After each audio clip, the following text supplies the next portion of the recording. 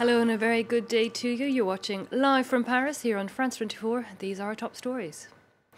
A first arrest is expected in the US in a criminal investigation into Russian influence in last year's presidential elections. The White House still insists there was no collusion. Confusion in Catalonia. A new week begins in a region that declared independence but over which Madrid has triggered moves for more direct rule. Today, the first test in how that region may be run. And the president of the autonomous Kurdish region of Iraq steps down. Opposition against Masoud Barzani had been growing after a referendum on independence returned a yes vote but led to chaos there.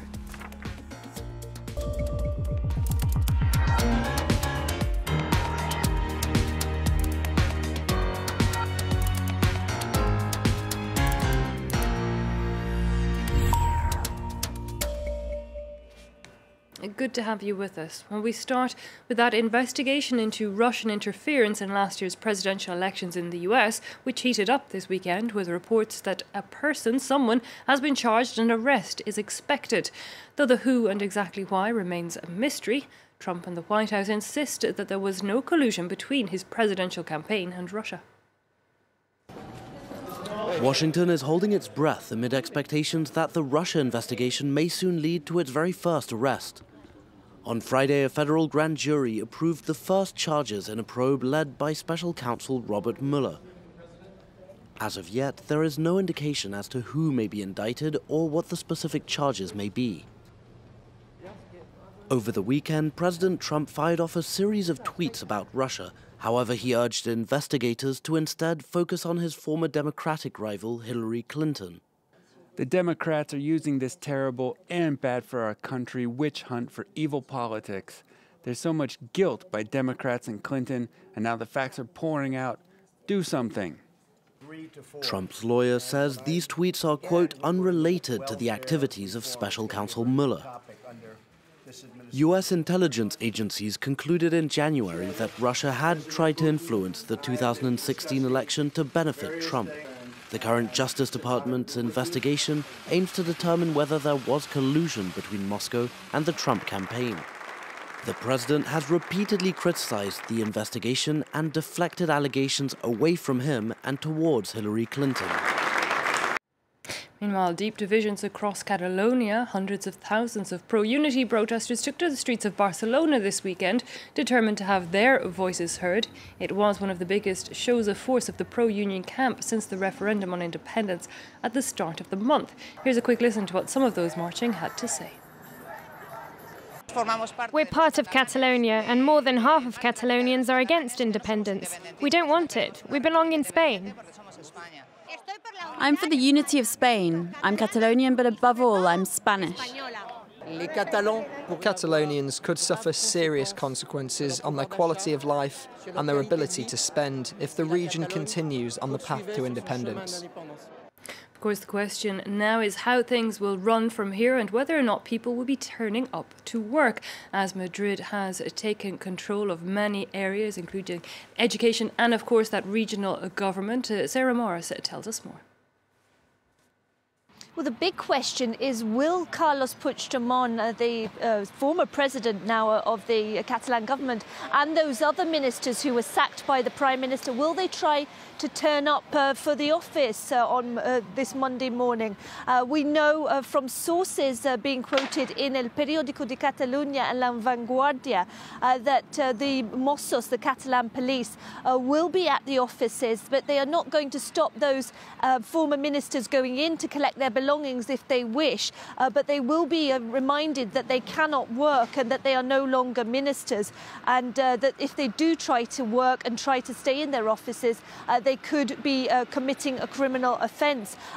We have flags still flying, the Spanish and the Catalan flag, across most of the ministries, so there hasn't been an attempt by the new Republic of Catalonia, as those people think of it, to take down the Spanish flag yet, but there could be a bit of tension this morning as those orders are put into place. Now, Sarah, you mentioned there, you know, if they show up to their offices, they legally can no longer work in those offices. But even if they don't do that, there have been threats of arrests being made. You know, Carlos Puigdemont, the other ministers, they could still be charged with treason, could they not? Indeed. In fact, the public prosecutor is expected to make an announcement today as to whether Carlos Puigdemont and the members of the government and the House Speaker of the Catalan Parliament, whether they will face sedition charges or rebellion charges. Now, rebellion charges carry up to 30 years in jail, and we're expecting the High Court in Madrid to deal with the sacked members of the government. But those who have legal privilege could be processed by the Supreme Court because they are still in power. They have a certain degree of legal privilege as members of the parliament. All that will go on this morning. We're not expecting Carlos Puigdemont to be arrested, though, if sources close to the prosecutor's office is being quoted in the Catalan media this morning are right. There won't be a detention order, so Carlos Puigdemont will remain free, at least for the time being. Of course, he's been receiving some offers of refuge, some from the Catalan who live in France, who have said that he could stay in a safe house there, and also from the Belgian immigration minister, who seemed to offer refuge if he does face criminal charges. That, of course, was immediately slapped down by the Belgian Prime Minister. So at the moment, Carlos Puigdemont saying that he's not intending to go anywhere. He's still staying in Catalonia, and last night tweeted out to his supporters that the 2-1 victory of Girona Football Club over Real Madrid had readouts for many situations.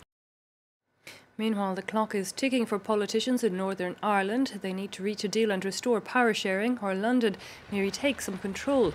Northern Secretary James Brokenshire says that unless a deal is done, a budget will be introduced via Westminster. Northern Ireland has had a power sharing government between the Unionist DUP and Republican Sinn Féin party since 2007, but it fell down at the start of this year. Thank you, Mr. Speaker. Following the May election. Now, the president of the autonomous Kurdish region of Iraq, Masoud Barzani, is stepping down, but says he will remain a Kurdish fighter and continue to defend Kurdistan. Barzani had faced growing opposition after the referendum on independence last month. The vote resulted in a resounding yes, but was dismissed by Baghdad as illegal. Presidential and legislative elections had been slated in the Kurdish region for this Wednesday, but were postponed because of the chaos that followed that referendum. To tell us more, we can cross now to speak to Owen Holdaway, who's on the line live from Baghdad. Owen, Barzani was coming under growing pressure since he called and really orchestrated that referendum on independence. In some ways, it looks like he caused his own downfall. Who might benefit now? Yeah, exactly. I mean, very much, particularly also the fall of Kirkuk, that was very, very significant. I think what's likely to happen next is the system itself, the KRG system, will become less presidential. Barzani himself was a towering figure over Kurdish politics, you know, and also economically, he controlled a lot of the utility and a lot of key businesses. That being said, his family as well still control key ministries within the regional government. His nephew is still head of the security services. Meanwhile, his nephew is still the Prime Minister, while his son is head of the security services. At the moment, it seems like it's a little bit of a constitutional mix-up about what will happen in the near-term future. But it's likely that the presidential system will be much more devolved down to the Parliament, and that this will be the system going forward. This was what it was like to prior to Barzani's presidency. There have been speculations that his nephew Necdet Barzani, the current Prime Minister, will take over. However, this would likely cause a lot of backlash between the main opposition parties, the PUK, headed up by the former now deceased Talabani, and the Goran Party, and their power bases, particularly in the areas of Soleimani. And now, Owen, you mentioned briefly there Kirkuk, which of course is that oil-rich region that was controlled by Kurdish fighters until shortly after that referendum, when Baghdad felt they really had to put Iraqi government troops back in control there. Can you give us a bit of an idea in that wider regional situation? I believe also in the last few days, however, Kurdish and Iraqi commanders have been trying to strike a deal on working together to control areas around the border with Turkey. has had a very big blow on the Kurdish forces there.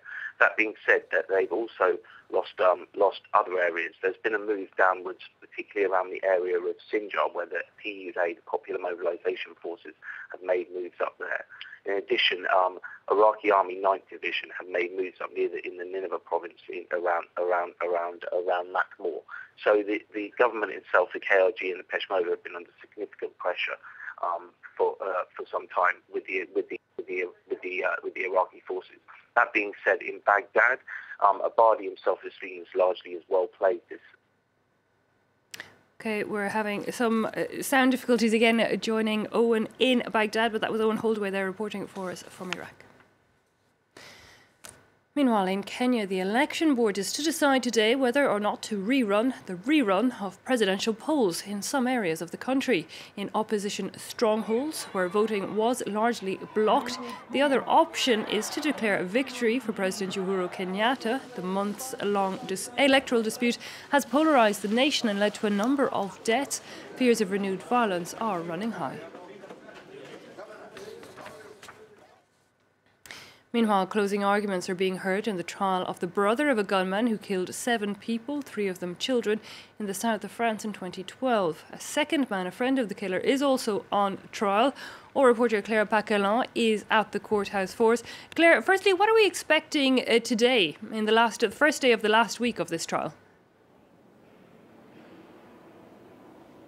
Well, this trial has been going on now for 4 weeks, and today we'll be hearing the closing arguments, the requests of the state prosecutor. She will be speaking to the courtroom later on this afternoon. Now, what's interesting and it's important to remember is this trial really hinges on whether or not the jury, when it meets on Thursday, decides to find that Abdelkader Merah, the older brother of Mohamed Merah, was in fact an accomplice when his brother committed those crimes back in March 2012, when he killed 7 people, 3 soldiers, 3 children and a teacher at a Jewish school. Now, the prosecution, the state prosecution here in Paris, the Palais de Justice where I'm standing, this is Paris's main courthouse, as well as the lawyers for the civil party. The civil party is mostly made up of the family members of those who were killed. They have been trying to convince the jury that Abdelkader Merah was an accomplice, that he aided, abetted and even instructed his brother to carry out those crimes. Of course, his defense lawyer, who actually just walked into the courtroom behind me, the lawyer Dupont-Moretti, is a very famous criminal lawyer here in France. He is trying to discredit this portrayal. He says that there is not enough evidence beyond reasonable doubt to show that his client, Abdelkader Merah, was in fact an accomplice. It's worth remembering that if Abdelkader Merah is found to have been an accomplice by the jury when it meets on Thursday, he will face the same punishment as if he were the actual perpetrator of the crimes, as if he were the one who pulled the trigger. Okay. Now, Claire, you've been following that trial over the last few weeks. Overall, how has it gone? Well, last week we heard from the lawyers of the civil party, so those family members of those who were killed. And we also actually heard from a survivor, Loïc Libert, a soldier. He was shot in the back by Mohamed Merah. He's in a wheelchair. He's severely disabled. He actually spoke via a live link to the courtroom. He's not able to come himself. His image was not shown in the courtroom. He didn't want a video of himself to be broadcast, but his voice was broadcast. And he said to the courtroom that he knew that this trial wouldn't bring him his body back, it wouldn't bring him his life back, but he was hoping there could still be some sort of justice that would be a comfort for him. We also heard from Samuel Sandler. Now, his son and 2 of his grandchildren were killed when Mohamed Merah opened fire at that Jewish school in Toulouse. He said that he remembered growing up in France during World War II, and he remembered having a cousin who was sent away to the Nazi death camps and never came back. And he said he had thought that Jewish children were now safe here in France, and he realized he'd been wrong about that. It was a very moving testimony. Abdelkader Merah at times looked uninterested in the proceedings going on around him. Actually, the leading judge at one point asked him to compose himself and to take an interest in what was going on. When he was asked whether or not he thought his brother had died as a martyr, he said he didn't know, but he hoped his brother was in heaven. Okay, Claire, thanks for that. Claire Paquelin there reporting for us. Meanwhile, thousands of people in France took the Me Too online campaign to the streets this weekend. The organisers saying they wanted to ensure that the push to end sexual violence and harassment went beyond the social media buzz and turned into action. For many demonstrating, they said it helped them to feel free to speak out for the first time. Crime misogyne, crime contre l'humanité, crime misogyne. Despite the bad weather, people gathered in their hundreds to protest against sexual harassment and violence towards women. I think there could really be 3 million more. We'd like there to be many, many more. But nonetheless, we're here. Long-time activists stood shoulder to shoulder with young demonstrators following the success of a French Twitter hashtag, Balance ton pot, or squeal on your pig. Yes, I think that we are very concerned, not just about sexual violence, but all forms of sexual harassment.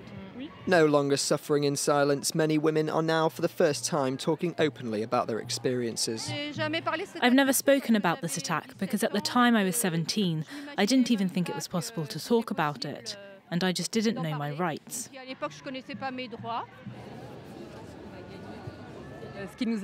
We couldn't talk about what happened to us. We didn't know. There was a feeling of shame and of guilt. And the hardest part is staying silent the whole time. For women like Marielle, the shame must now lie with those who are guilty of harassment. And in Lyon, Marseille and throughout France, it is this that has brought protest and open dialogue to the streets.